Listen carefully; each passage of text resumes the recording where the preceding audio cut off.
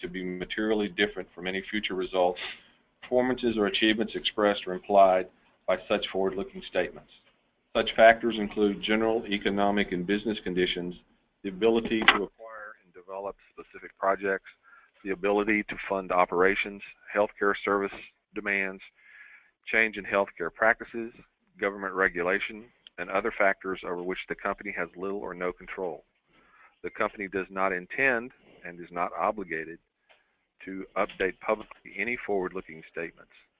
The contents of this presentation should be considered in conjunction with the warnings and cautionary statements contained in the company's recent filings with the SEC. Next slide. Good afternoon. Welcome to our Q3 conference call for Spine Injury Solutions.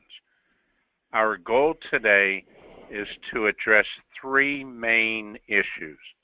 Number one, review the financial numbers with our CFO, John Bergeron.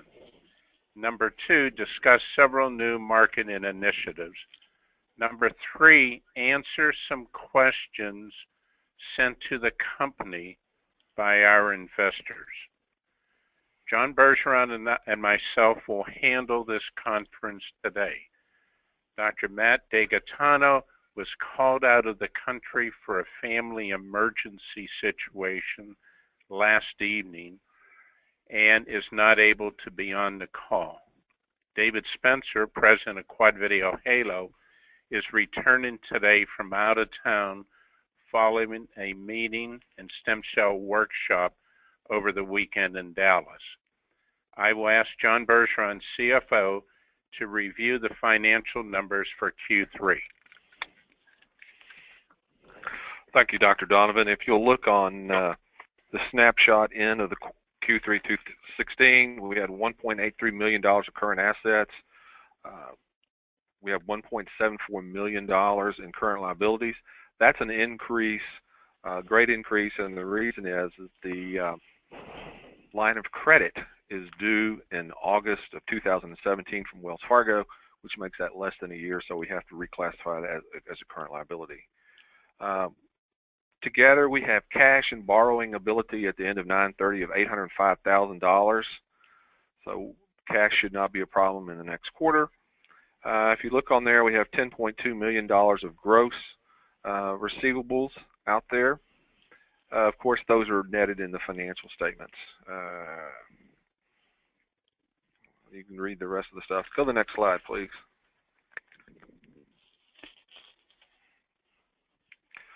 For the 3 months of 2016, our revenue was down just a little bit from 512 to 458, and the main reason is that San Antonio is no longer an affiliate with us. Maybe we can get it back, but for now we don't.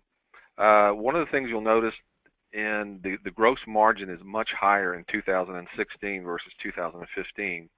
And one of it has to do with the sales mix, but the main driver of this increase in the margin is that when we book our revenue, we book it at 52% of the gross billings. Well, Tim Donovan was pulling in some 60 and 62 and 64% collection rates. So anytime you have an amount, the collected amount is greater than the booked amount, it's going to go as a augment to revenue. So that's why you'll see our gross margin is much higher. Research and development is basically, we're still working a little bit on some development of the Quad Video Halo. Our research and development was a little bit more, we spent a little bit more in marketing with the Quad Video Halo and these Boston BioLife. That did cost us a little bit. The bad debt expense is about the same. The legal fees were a little bit higher, but I expect that number to come down in the fourth quarter. We may decide to accrue a little bit more for bad debt, but we have not made any decisions on it yet. At the end of the quarter, we had a $178,000 loss compared to $219,000 loss in the quarter 3 of 2015. Next slide, please.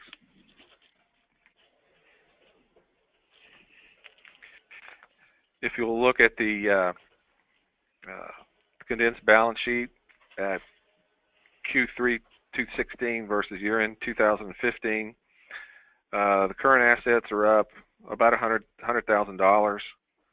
The total assets are down about $350,000. You will notice also that the difference in the current liabilities, as we discussed, the Wells Fargo line of credit is due in August, so we have to reclassify it as a short term. That coupled with a shareholder's loan of $250,000, that also is due in August. Basically, we have a little over 20 million shares of stock outstanding. We've got total shareholders' equity of $3,251,927,000 for a total liabilities of $5,001,908. Next slide, please. Okay, I'm going to hand this over back to. No, I'll go ahead and take it. Basically, what this does is it tries to show you the cumulative cash that we've collected since inception. We've taken in a little over $15,381,000 on 2,471 cases. There's been 173 cases that had a zero settlement for us, which cost us around $442,000 in cash. Okay, and with that, I will turn it over to Dr. Donovan. Next slide. We've all seen this particular slide many times, and we've talked about the use of the halo, the transparency in the clinics, and where do we feel with the hospitals.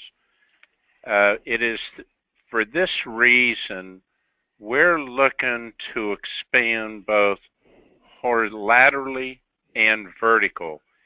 And for this reason, we had Dr. Matt DiGaetano join us. Next slide.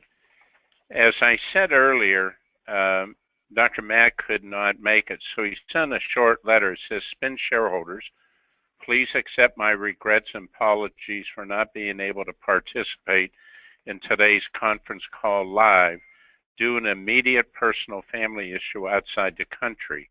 I hope you will accept this short note as a substitute for now." What we have been working with Matt, and when he joined the company, we knew that his strong experience in the injury market with a large number of customers, but we wanted to talk about how do we expand the QVH.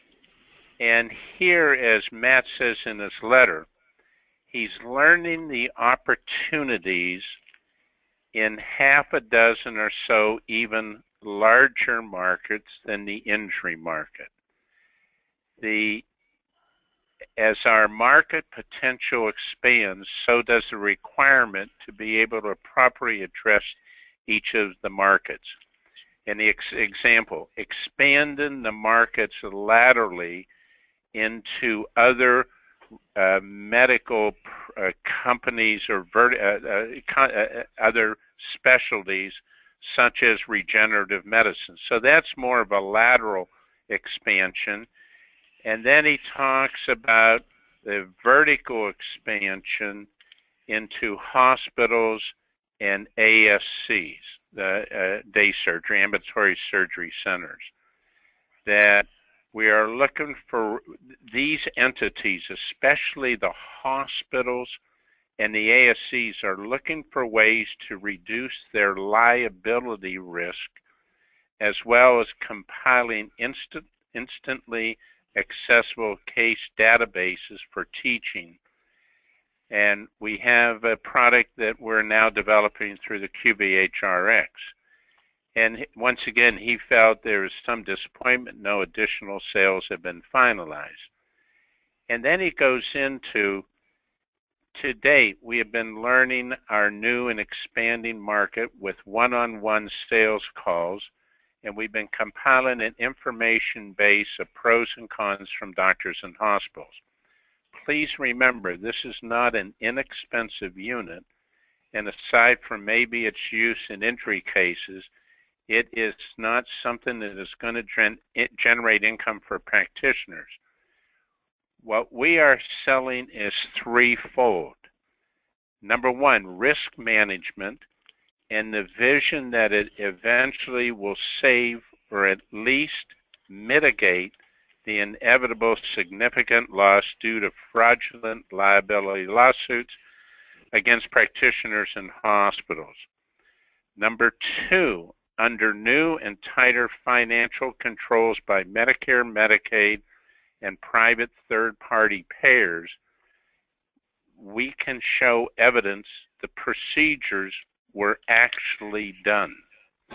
And number three, a cloud-based video and data platform to compile information from procedures, ultimately worldwide, for education, and even more importantly, provide instant information to assist real-time, possibly life-saving procedures.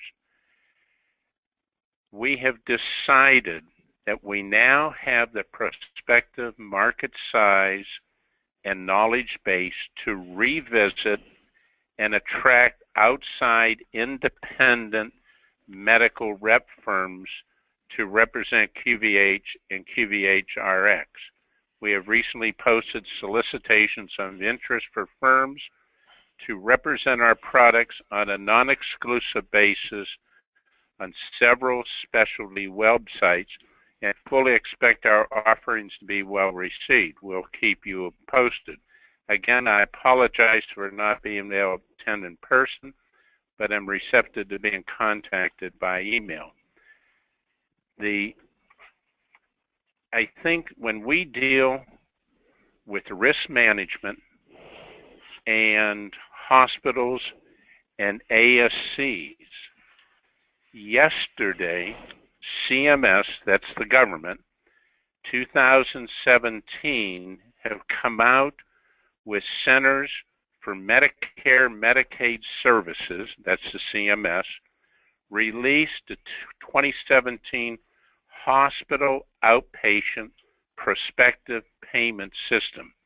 It's OPPS, and Ambulatory Surgery Center, ASC. What the government has basically said, especially with spine surgery, they're going to be pushing more and more of the cases from hospitals to ASCs to reduce the cost. Well, when you start doing large types of spine surgeries and ASCs, your number one issue you're going to have to worry about is risk management and risk mitigation. In other words, there's going to be bigger cases done in ASCs like never before. Next slide. So as this slide shows, we initially thought we were going to be just the documentation tool, but in reality, we're a defensive tool, and we feel that this is going to provide us with some nice opportunities. The teaching and the cadaver labs is a big opportunity. Now, I'm going to show you a couple slides here. It's hard to read, but basically we're talking about risk management dealing with lawsuits. And we're dealing with what causes lawsuits, next slide, and how do you protect against it. And it's documentation. Next slide.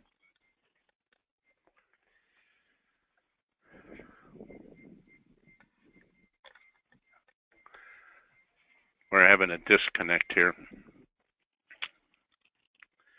Now, obviously, what causes the lawsuits? Well, when you start looking at the list here, you'll understand when bigger cases are being pushed into ASCs, it's going to be significant. Next slide.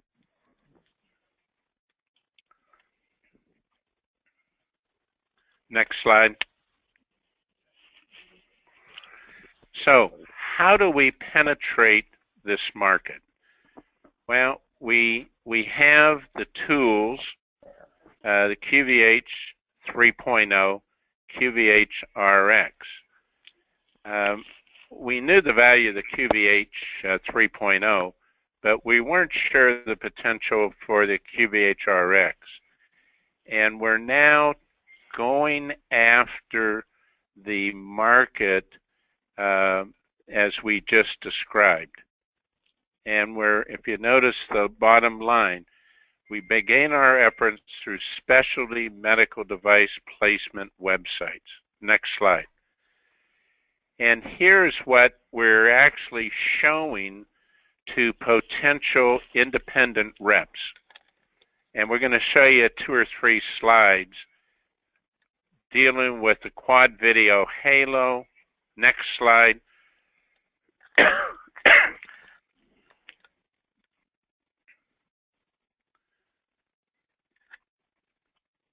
Once again, this is all with a quad video halo. I think we should leave him up for a few moments, Dr. Donovan, because this is a video on a replay. Well, this will, it isn't, because it'll be on the website. But as a video, so we wanted to. Well, the printed stuff will be on the website. So what we've done is we've broken down the various components. Next slide. And this is with the RX. And I think if you'll look at, go to the website and you can read, but this is what we're sending out to these independent rep groups. So we're giving everybody a quick study. Next slide. It's a quick study on how we can use the QVH and the QVH RX. And I think that we're opening a larger market, and we need outside help, 1099 help.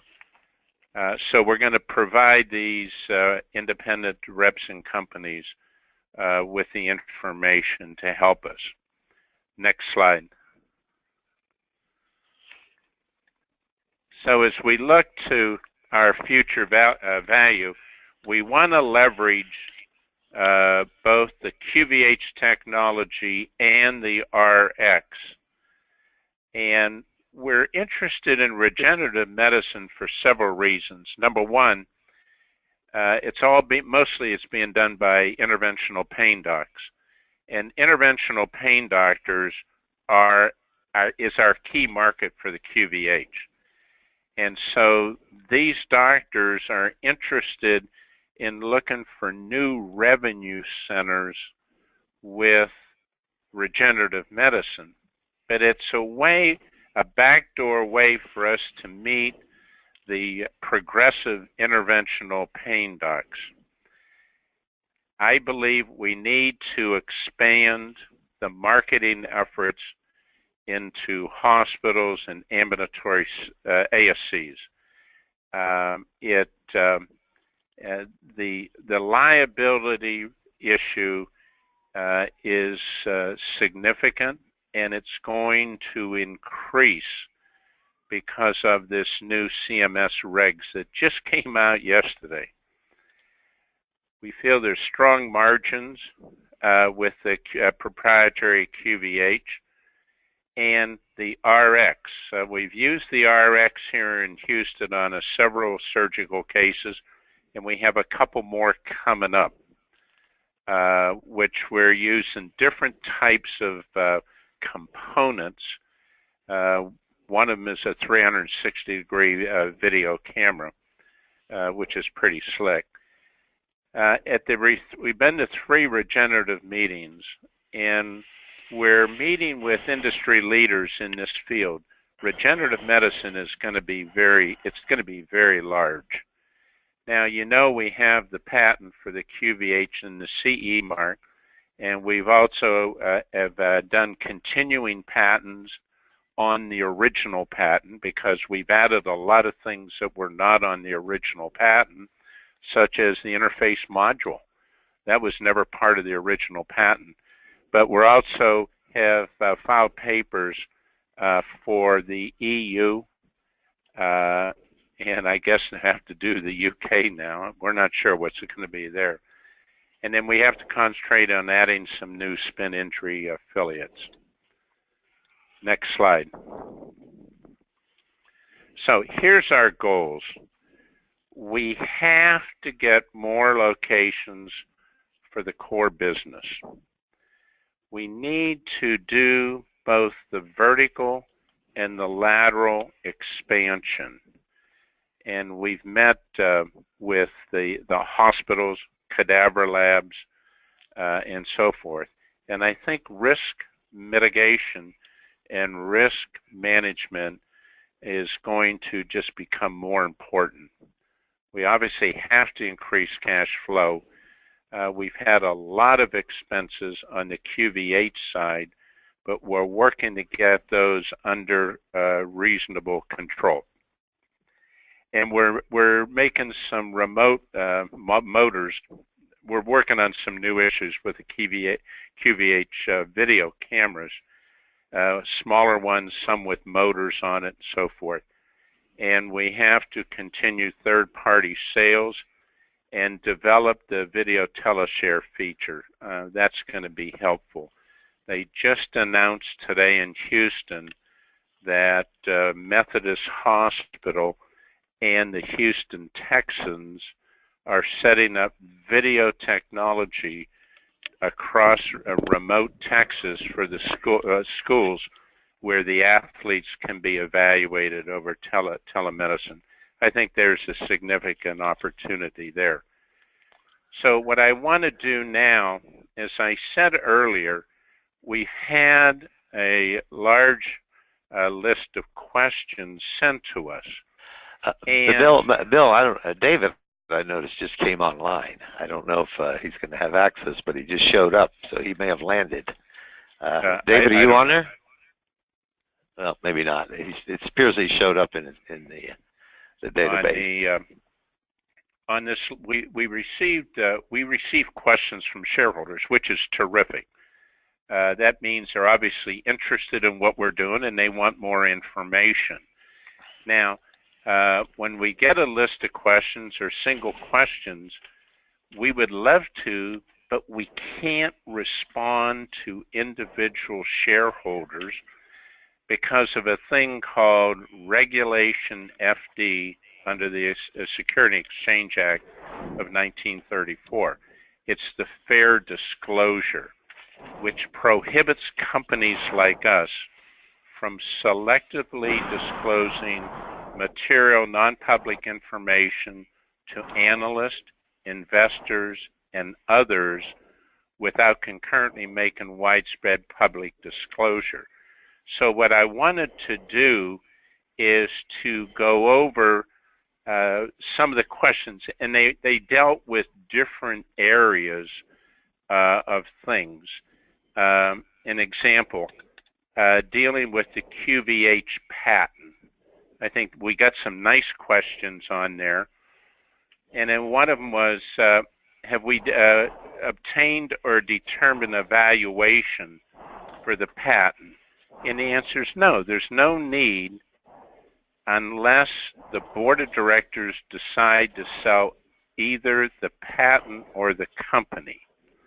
What we do know is about what do our patent attorneys think about the patent. We have it in writing, and this was part of a press release somewhere where the Patent Council feels it is very strong and very broad. As I mentioned earlier, we have a patent pending in Europe, and then we have an expansion of the original patent. Those were a couple questions dealing with the patent. A question came up, has the company had any departures of key personnel over the last 90 days? The answer is no. There's another question I think is really good. What do each of the board of director members bring to the table, and what is the current nature, scope, of their current involvement. We have some terrific board members. Our outside directors provide advice, oversight, financial advice, and assistance, represents you, our shareholders, and in addition to myself, hold over 45% of the SPIN shares. So the board of directors are doing a good job, and I'm very proud of our board. There's a question about me. What percent of my time is spent on SPIN as compared to my personal practice? Well, I've stopped taking outside patients a couple years ago. 100% of my time is now SPIN related, either as CEO of the company or affiliate. Obviously, people have questions about me and the company. There's one here. Some shareholders believe the company is being run too much like a family business. I don't know who this is, but they would be wrong. I have no idea where such a thought would come from, but if I wanted this to be a family business, I would have never put in a public company, nor have personally invested over $3 million, putting my average cost per share close to $1. Instead, I would have kept it private and generated the same over $15 million in collections, saved $1 million a year in public company overhead. Need I remind the shareholders, there's never been an outside equity financing for SPIN, only me. Let's see. There's some questions on Dr. DeGaetano. Why was he brought in, and why was he not considered for a more senior position than senior VP? Matt was referred to us by one of our board of directors. Dr. Matt has been in the injury business for 8 or 9 years. He has a very large number of clients. We felt that Matt could talk to these clients and to provide information about QVH with the hopes that his clients would then help us identify interventional pain doctors, ASCs, hospitals that would be interested in our variety of products. And I think that this is something that we're working on, and we'll continue working to develop. Here's a question. What is the board of directors' position concerning selling the company's legacy business? There's no interest whatsoever. Is the cost of development and marketing of the QVH negatively impacting the development, marketing, and growth of the legacy business, including its funding? Yes, it is, including funding. What evidence can you point to that demonstrates there's an actual demand for the legacy business that SPIN offers? Well, we've collected $15 million.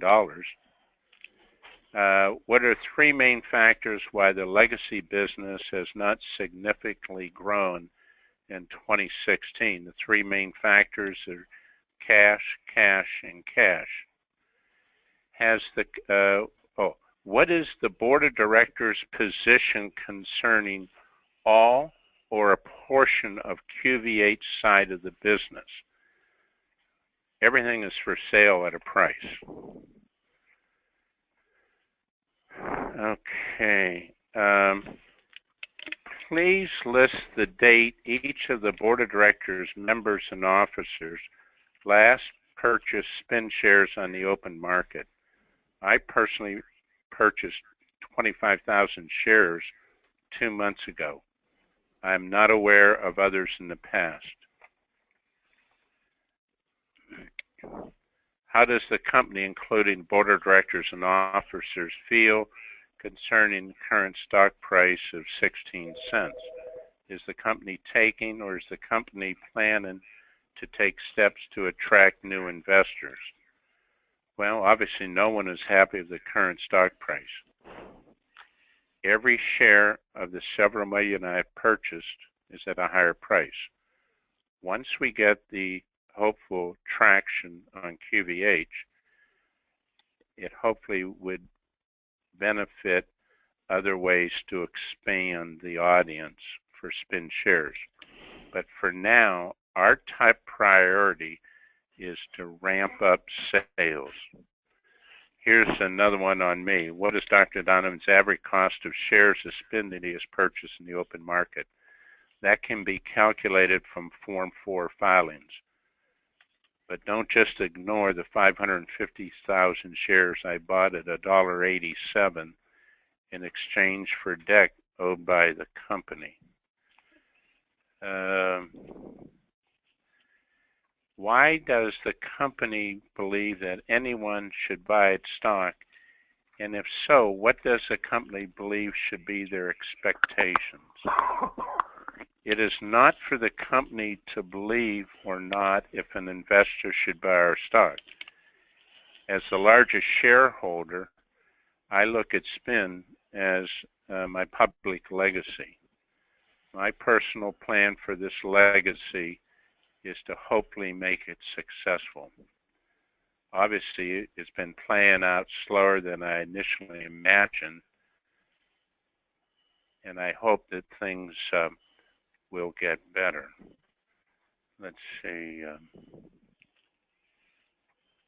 Do you have some more questions there, moderator? Yes, we do. And by the way, if you have any other questions, go to your console on the right-hand side and type your little question in there, and we'll answer them. In the meantime, I do have a couple that have queued up. Excuse me. A Tom Keller asks, is your Northeast rep still working with the company? As of 2 days ago, I was in communication with him. So he has a halo in his house. So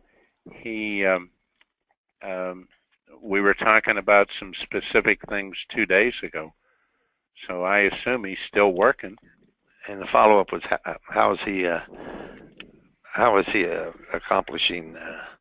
I can't read, it's real small print over here.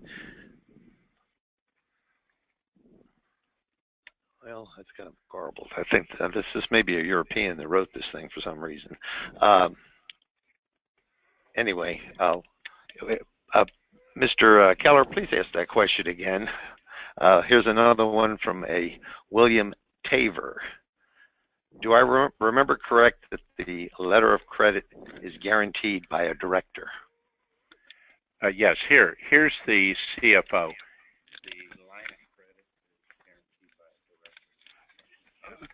Yeah, would you please repeat the question?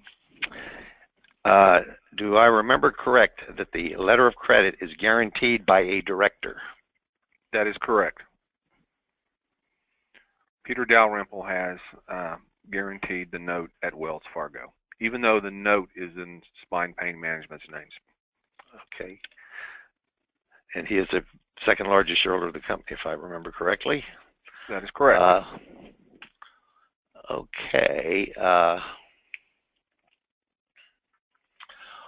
Well, we have a pretty quiet crowd over here today, unless something is wrong with the system. Let me verify here. I found a couple more questions, okay? Okay. Mm-hmm. Is the board of directors proactive in the company? Yes, they do attend board of director meetings and make their opinions known. We have far from a boilerplate board of directors, and for good reason. The 3 largest SPIN shareholders are on the board of directors, holding some 45% of the stock. Here's another question I ran across. Has any question been raised concerning the validity of any of the patents on any basis whatsoever by any third party? No.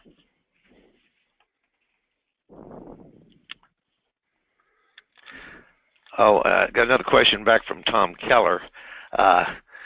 Basically, he just wanted to know whether the rep up in the Northeast has found anything particular that's happened from his meetings, I guess, that is unique. He has met with doctors, consultants, attorneys, and he has significant interest, I know, from one particular doctor that we've met at a meeting, and he's waiting to move into a new office where he would have the actual space for the C-arm and halo. Right now, this doctor goes to 3 or 4 small offices, and none of those offices have the capabilities. So we're hoping something can happen. Okay, we have a question here from Herb Berman. For a new affiliate, what part of current cash flow can we dedicate to a new affiliate? Is there anything positive to report on that front? Last quarter, you promised us another affiliate opening, and it appears that we've lost one instead of adding one. The core business doesn't really seem to bring much, and it seems to be, to me, that you've invested in a product last 2 years which nobody wants. Want to address that? Well, I'm sorry. That was 2 separate questions. I'm sorry. I would say let's go back. Let's go back. The first, 2 separate people. I'm sorry. For a new affiliate, what part of your current cash flow can we dedicate to a new affiliate? Here, let me give that to John, the CFO. And Ed, ask the question. Would you please ask the question again? For a new affiliate, what part of current cash flow can we dedicate to open that affiliate?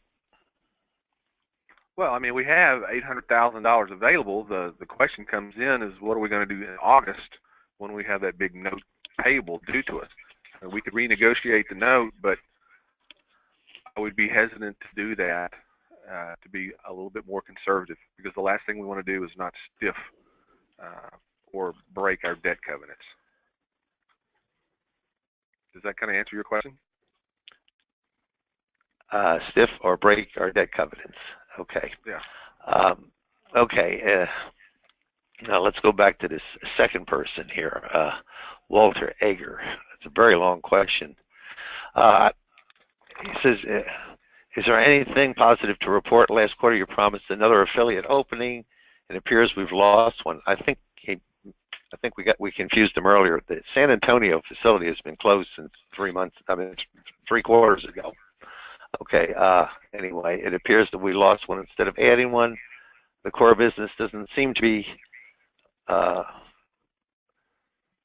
bringing much. I'm sorry, people over here. I'm using a very small monitor, and I'm going blind in my old age. Bring much, and it seems to me you invested in a product that lasts 2 years that nobody wants. Could you please comment on that? Well, there's a need for the product, and there's people that wanting it, and we thought we had additional affiliates that would have been reported on, but they've been delayed. Is there a need for this? Yes.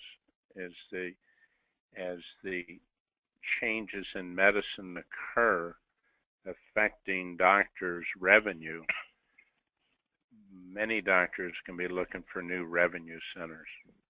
So we're moving ahead, and the system works, and it really works. And if it didn't work, how would you ever collect $15 million? So we need to expand it, But remember, I answered one of those questions earlier. What are the three things holding us back on the legacy? Cash, cash, and cash. Do you see any on the in the near horizon opening? I hope so. I hope so. Okay. From the Legal, Halo and Legacy business. Do you plan legacy? Okay. The stock price is so low. If Dr. D is still as optimistic as he was about Halo and Legacy business, do you plan to buy more? Why aren't other insiders buying? Well, I can't speak for other people. And when I have available money, I've been buying stock for a long time. Okay. Herb Berman, is the let's see, is the use of cash flow for Halo impacting the cash available? Oh, sure. Okay. We're working on getting the expenses down on the QVH side. And hopefully that'll release a little more money that we can use on the legacy side. And if we can get some units sold, that'll help. The whole idea, we sell QVH units and we use that money to fund the legacy.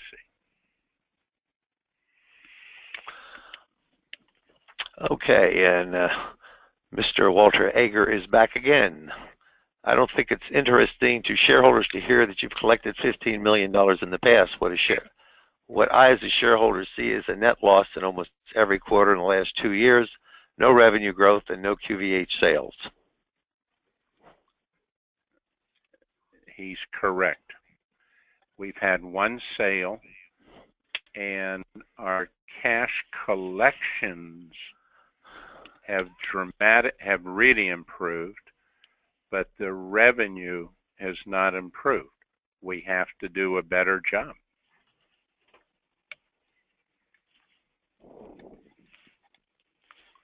Any more questions? Oh, here's one. Any idea what fourth quarter is looking like?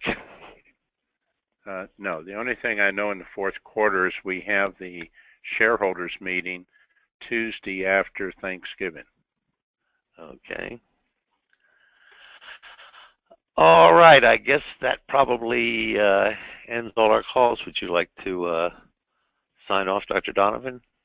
Yeah, both John and myself want to thank you guys and ladies for taking time to listen.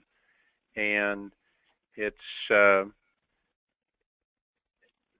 sales at QVH have been challenging, but we're working as best as we can with ourselves and other people to resolve this challenging situation. And we're going to continue to work because it's needed. And it's good for the patients, it's good for doctors, it's going to protect hospitals, it's going to protect ASCs. And in this day and age, everybody expects the police to be wearing video cameras. It's changing in medicine very quickly. Could not have said that a year ago, but it's absolutely changing. The public is demanding transparency. And I hope that we're going to be able to provide and help what the public needs and is asking for. So I thank everybody, and hopefully we'll see you by proxy at the annual meeting. Thank you very much. And we're signing off.